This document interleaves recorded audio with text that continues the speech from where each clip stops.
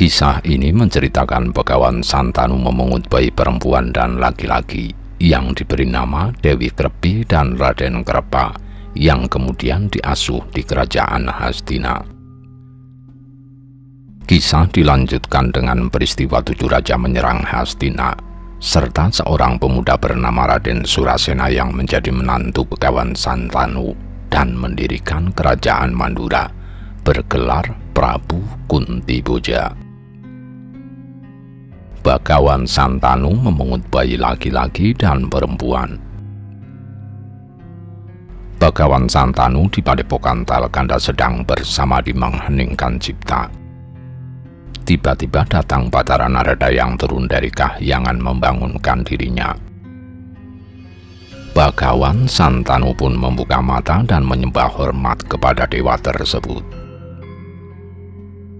Batara Narada datang untuk memberikan perintah kepada Begawan Santanu agar memungut bayi laki-laki dan perempuan yang saat ini terlantar di hutan Mandalasara. Kedua bayi tersebut adalah putri dan putra Resi Saratwaja dari kerajaan Malawa yang dilahirkan bidadari bernama Batari Janapadi. Setelah melahirkan kedua bayi tersebut, Batara Janapadi kembali ke kahyangan bersamaan dengan terjadinya peperangan antara kerajaan Malawa melawan kerajaan Siwandapura. Prabu Parua, kakak Resi Saratwata, tewas dalam pertempuran itu, sedangkan Resi Saratwata tertangkap oleh Prabu Bahlika, Raja Siwandapura, yang tidak lain adalah kakak kandung Begawan Santanu. Setelah Prabu Bahlika tewas saat menyerang kerajaan Wirata, Resi Saratwata bebas dari penjara dan membangun negeri baru bernama Kerajaan Tumpurusa. Ia pun menjadi raja di sana dengan bergelar Prabu Purunggaji. Namun demikian, akibat serangan Prabu Bahlika beberapa waktu yang lalu, kedua anaknya yang baru saja lahir hilang entah kemana. Sebenarnya kedua bayi tersebut diselamatkan oleh dayang istana Malawa yang bernama Kenyoni dan dibawa bersembunyi di hutan Mandalasara. Kini kedua bayi tersebut telah berusia 2 tahun dan hidup terlantar karena Kenyoni baru saja meninggal karena sakit. Maka itu Batara Narada memerintahkan Begawan Santanu untuk memungut kedua bayi tersebut dan membawanya ke istana. Menurut ketetapan para dewa, kedua bayi tersebut kelak akan menjadi orang penting di kerajaan Hastina. Yang laki-laki hendaknya diberi nama Raden Krepa, kelak akan menjadi kepala Brahmana di kerajaan Hastina. Sedangkan yang perempuan hendaknya diberi nama Dewi Krepi, kelak akan menjadi istri pujangga kerajaan Hastina yang bernama Resi Druna di masa depan. Setelah menyampaikan perintah tersebut, Batara Narada pun undur diri kembali ke kahyangan. Begawan Santanu memberi hormat lalu berangkat menuju hutan Mandalasara. Begawan Santanu menyusuri hutan tersebut dan akhirnya berhasil menemukan sepasang bayi laki-laki dan perempuan berusia 2 tahun yang menangis di dekat mayat seorang wanita, yaitu Kenyoni.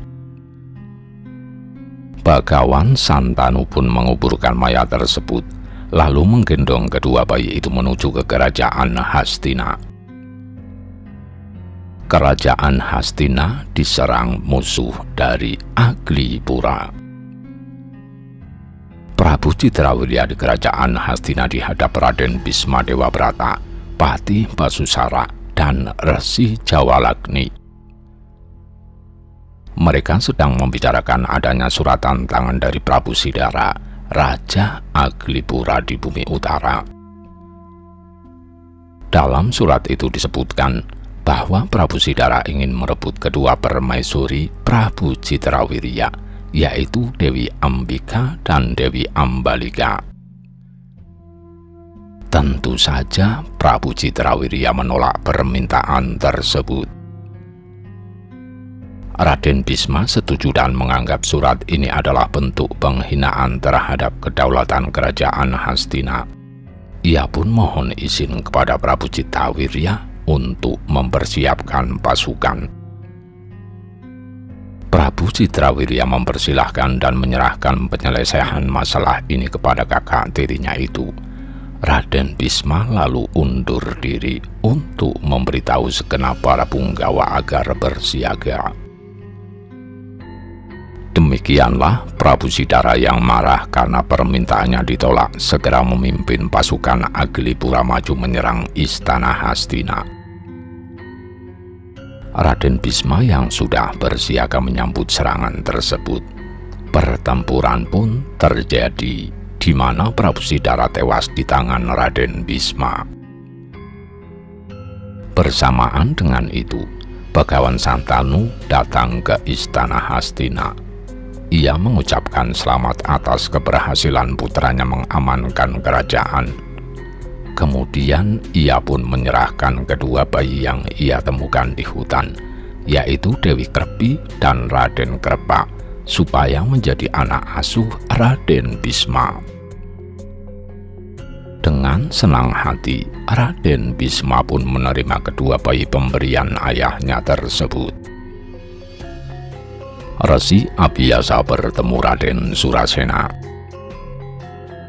Sementara itu di Padepokan Rahtau di puncak Gunung Saptaharga, Resi Abiyasa bermimpi melihat kerajaan Hastina dikepung oleh 7 orang raja. Begitu terbangun, ia segera mengajak para punokawan, yaitu Kiai Semar, Nalagareng, Petro, dan Bagong, untuk menyampaikan hal ini kepada Prabu Citrawirya dan Raden Bisma. Dalam perjalanan menuju kerajaan Hastina, Resi Abiyasa dan para punokawan bertemu seorang pemuda yang tersesat. Pemuda itu mengaku bernama Raden Surasena dari kerajaan Yadawa di tanah seberang. Ia mengaku telah bermimpi mendapat petunjuk Dewata bahwa ia akan mendapat kemuliaan di tanah Jawa, bukan di negerinya sendiri. Namun demikian, kemuliaan tersebut hanya dapat dicapai apabila dirinya mengabdi kepada Begawan Santanu di kerajaan Hastina. Maka Raden Surasena pun berlayar ke tanah Jawa. Namun ia kebingungan, tidak tahu jalan mana yang harus ditempuh. Resi Abiyasa melihat Raden Surasena seorang yang jujur dan dapat dipercaya. Karena ia sendiri hendak menuju ke kerajaan Hastina, maka Raden Surasena pun diajak ikut serta bersamanya. Raden Surasena sangat berterima kasih. Mereka lalu bersama-sama menuju ke sana. Begawan Santanu meminta bantuan para sekutu. Resi Abiyasa dan Raden Surasena telah tiba di kerajaan Hastina. Mereka disambut oleh Begawan Santanu, Prabu Citrawirya, dan Raden Bisma Dewa Brata. Mula-mula Raden Surasena yang lebih dulu menyampaikan niatnya untuk mengabdi kepada Begawan Santanu. Karena Begawan Santanu sudah menjadi pendeta dan tidak lagi mengurusi kenegaraan, maka Raden Surasena pun dipersilahkan mengabdi kepada Prabu Citrawirya saja. Prabu Citrawirya menerima Raden Surasena dan mengangkatnya sebagai punggawa yang membantu tugas-tugas Raden Bisma. Resi Abiyasa lalu menceritakan mimpinya, yaitu ia melihat kerajaan Hastina dikepung 7 orang raja. Prabu Citrawirya tenang-tenang saja mendengarnya, karena ia yakin kesaktian Raden Bisma cukup untuk mengatasi ancaman tersebut. Namun Begawan Santanu dan Raden Bisma tidak setuju. Sebuah perang berbeda dengan pertarungan, sehingga tidak cukup jika hanya mengandalkan kesaktian satu orang saja. Untuk itu, Begawan Santanu menyarankan agar kerajaan Hastina segera meminta bantuan kepada para raja sekutu, antara lain kerajaan Wirata dan Mandraka. Prabu Citrawirya mematuhi saran sang ayah. Ia lalu mengutus Patih Basusara untuk menyebarkan undangan. 7 raja menyerang kerajaan Hastina. Beberapa waktu kemudian, mimpi Resi Abhyasa menjadi kenyataan. Kerajaan Hastina diserang oleh 7 raja bersama pasukannya masing-masing. Ketujuh raja itu berasal dari kerajaan Sindu, Tunggul Malaya, Trikarta, Kalingga, Dasarna, Cedi, dan Gardapura. Mereka datang untuk membalas kematian Prabu Sidara, Raja Aglipura yang telah tewas di tangan Raden Bisma tempo hari. Ketujuh raja itu sudah mempersiapkan serangan dengan matang. Namun mereka tidak menyangka jika kerajaan Hastina ternyata sudah bersiaga dengan dibantu pasukan dari Wirata dan Mandraka. Perang besar pun terjadi. Ketujuh raja tersebut mengalami kekalahan telak. 5 di antara mereka tewas terbunuh, sedangkan 2 raja sisanya berhasil ditangkap. 2 orang raja yang tertangkap itu adalah Prabu Sapwani dari kerajaan Sindu dan Prabu Karditya dari kerajaan Tunggul Malaya. Prabu Sapwani dikalahkan oleh Raden Bisma, sedangkan Prabu Karditya dikalahkan oleh Raden Surasena. Mereka lalu dihadapkan kepada Begawan Santanu dan Prabu Citrawirya untuk mendapatkan hukuman.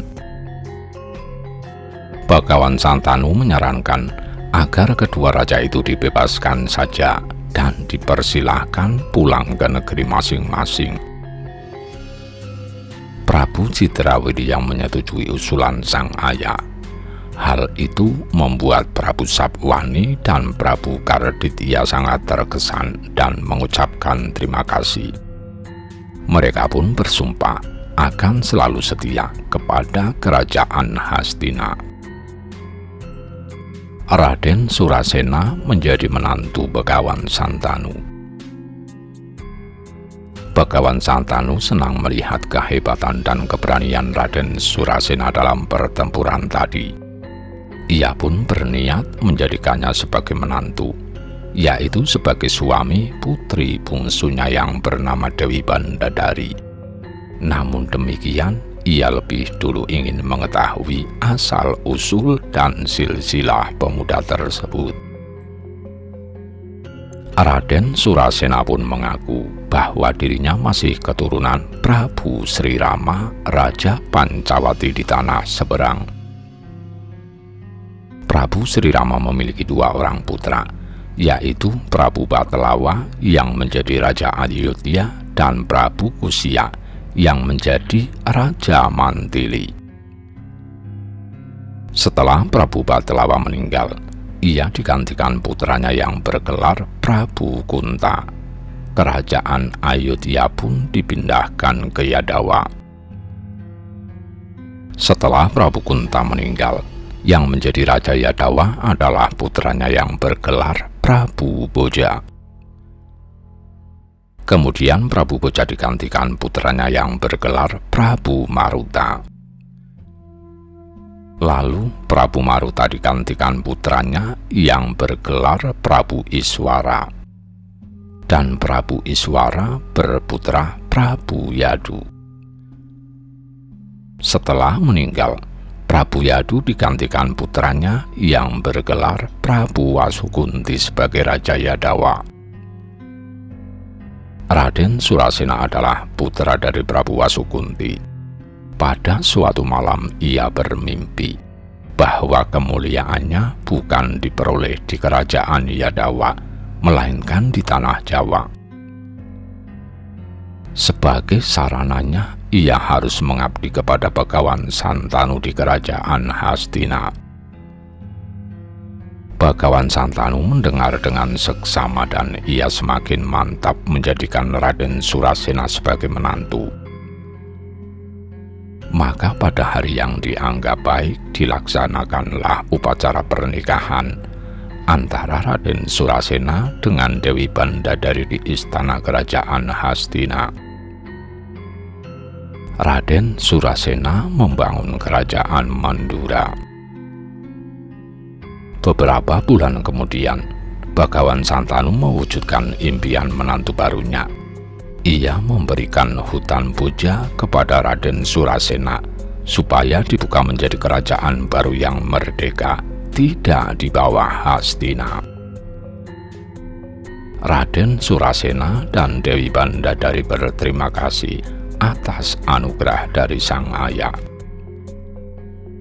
Lalu mereka pun segera berangkat dengan dikawal para prajurit secukupnya.